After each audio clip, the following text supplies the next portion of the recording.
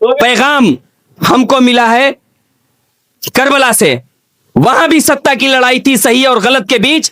हजरत हुसैन ने पूरी दुनिया को यह पैगाम दिया कि सही और गलत के बीच में तुम तादाद मत देखो, बल्कि सही के साथ रहो।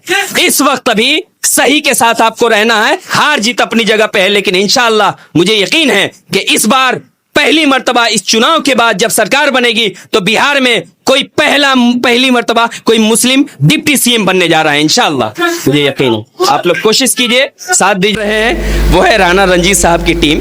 ये हमारी पहचान है इस वक्त। अभी सब लोग मिलकर दुआ कीजिए हमारे बेहतर कल के लिए, बेहतर अच्छे के लिए। लेकिन याद रखिए, जब तक आप आज कोशिश नहीं करेंगे, कल की नस्ल को कोई बेहतर पैगाम नहीं दे सकते हैं। जैसे आज हम अपने बड़ों को कोसते हैं कि इतने सालों से आप हर पार्टी का झंडा उठाते आए हैं, काश उस वक्त आप हिस्सेदारी की बात करते तो कम से कम हमारा सीएम नहीं होता तो डिप्टी सीएम जरूर होता।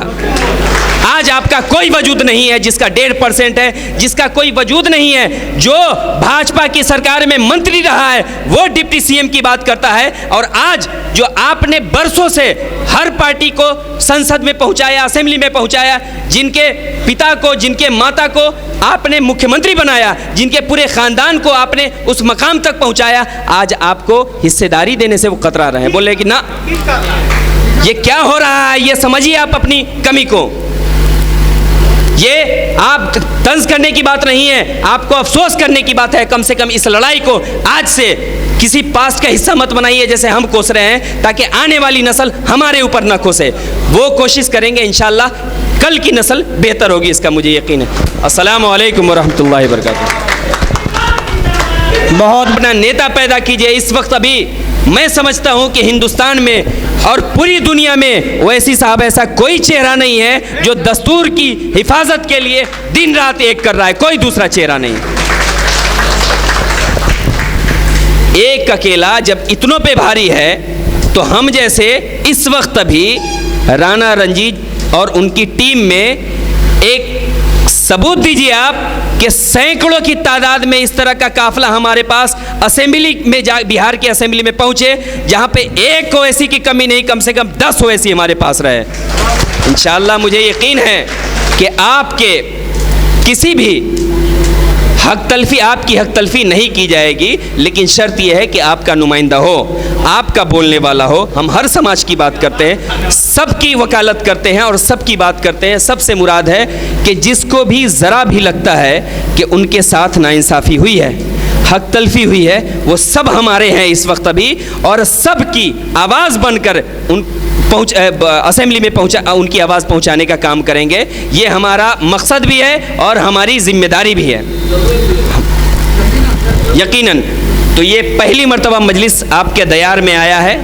इतने सालों से लोग इंतज़ार कर रहे थे कि मजलिस आए, चुनाव लड़े, पहली मर्तबा आपके पास आया है। और ये बहुत खुशी की बात है कि जो हमारा लीडर है वो राणा रंजीत जैसा लीडर है। ये बहुत खुशी की बात है।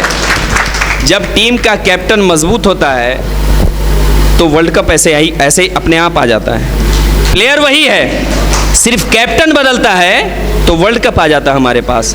तो इस वक्त इसमें कोई शक नहीं है कि इस टीम का लीडर बहुत मजबूत है और बहुत फ़ख्र के साथ बोलते हैं हम, क्योंकि जिसके पास भी ऐसा लीडर रहेगा उसको फ़ख्र करने का हक है। इस बात का मुझे भी हक है। खैर, जैसे जैसे चुनाव नज़दीक आएगा बहुत सारी पार्टियां आएगी, लेकिन आप लोगों को इस बार हराने जीतने की बात नहीं करनी है, बल्कि इस वक्त इंसाफ, इज्जत, बराबरी और हिस्सेदारी की बात करनी है। उससे एक कदम पीछे नहीं हटना है, एक कदम पीछे नहीं हटना है। जब आप मैदान में लड़ेंगे तभी तो जीतेंगे आप। हार कहते हैं कि हार तब होती है जब मान लिया जाता है और जीत तब होती है जब ठान लिया जाता है। इंशाअल्लाह हम जीतेंगे, मुझे यकीन है। लेकिन और सारे भाइयों को जाकर पैगाम दीजिए कि इस वक्त अभी गलत और सही में सिर्फ सही का चुनाव करना है, चूँकि ये